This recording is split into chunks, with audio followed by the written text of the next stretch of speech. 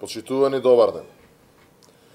Ветуваа живот за сите граѓани, а донесоа живот само за Заев, за Вицето, за Андјушев, Шеќеринска, Спасовски.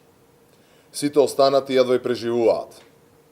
Државата тоне во економска пропаст, народот се мачи во сиромаштија и беда, а криминалот царува по улиците. Секојдневно, како на пазар, се лицитира и се распродаваат државните и националните интереси.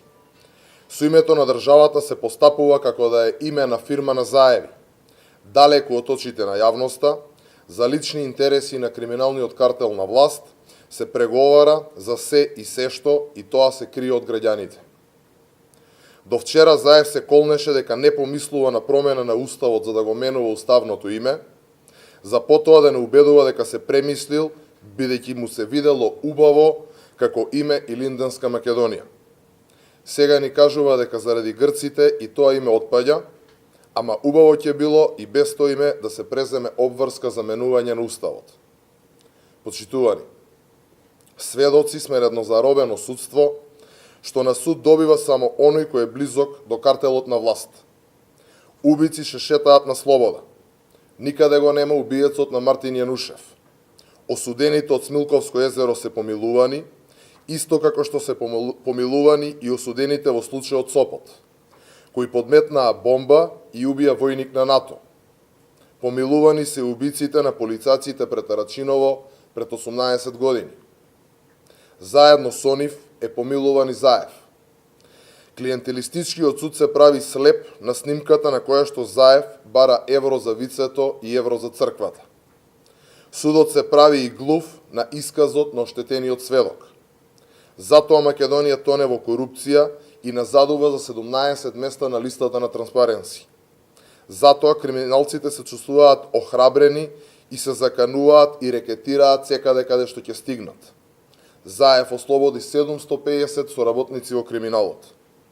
Почитувани, државата е преплавена со партиски кадри кои за вработување и се вработуваат со строго партиска книшка на СДСМ, која инаку беше најавена и како лична карта во кампањата за изборите. Неспособните партиски војници не ги интересира доброто на граѓаните, туку богатењето на криминалниот картел. Затоа државата секојдневно се презадолжува и ја помина психолошката граница од 5 милиарди евра, а нити еден единствен проект не е реализиран од криминално-картелската влада. Процентот на реализација на капиталните инвестиции е понижувачки и засрамувачки. 11% во првите неколку месеци од 2018 година. Растот на бруто домашниот производ за 2017 година изнесува 0%. Нема ни трага ни глас од ветените 500 евра плата, 100.000 денари плата за докторите, 60.000 денари за сестрите, покачувањето на пензиите, покачувањето на субвенциите во земјоделието или пак покачените стипендии за студентите.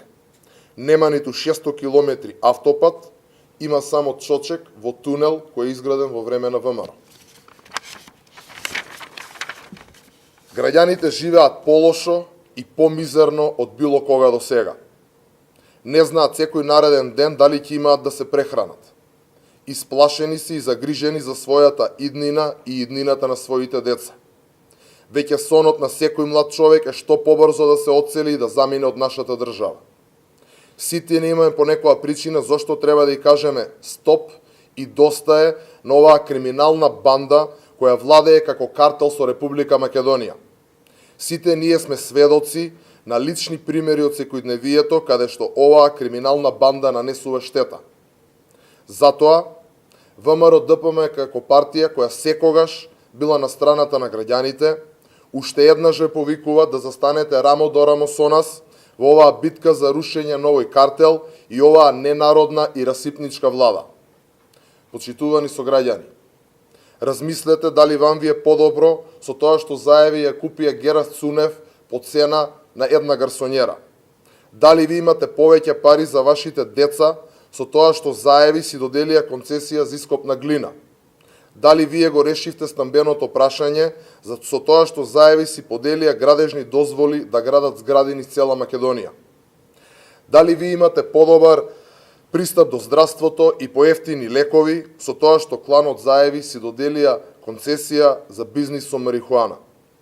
Колку ви имате корист од тоа што камионите на Заеви во Рек Битола работат или милионите што ги инкасираше Кочо Андјушев од продажбата на неговата фирма на грчкото електростопанство?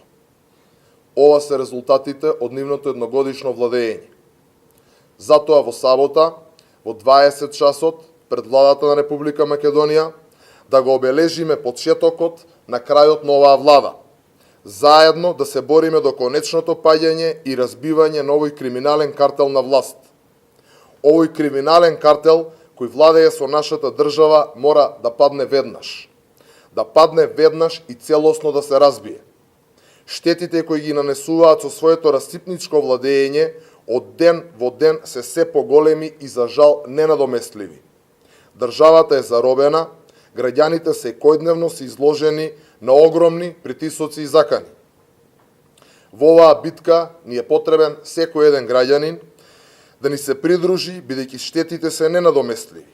Свесни сме дека сите граѓани трпат притисоци и закани, да бидат предомислени да излезат на сенародниот масовен протест пред владата, но народот повеќе не се плаши и нема што да изгуби. За победата врз ова зло ќе се избориме сите заедно до конечното паѓање на оваа власт.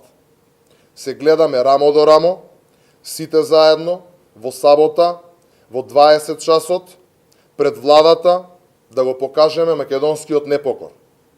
Народот ќе победи, Македонија ќе победи. Ви благодарам.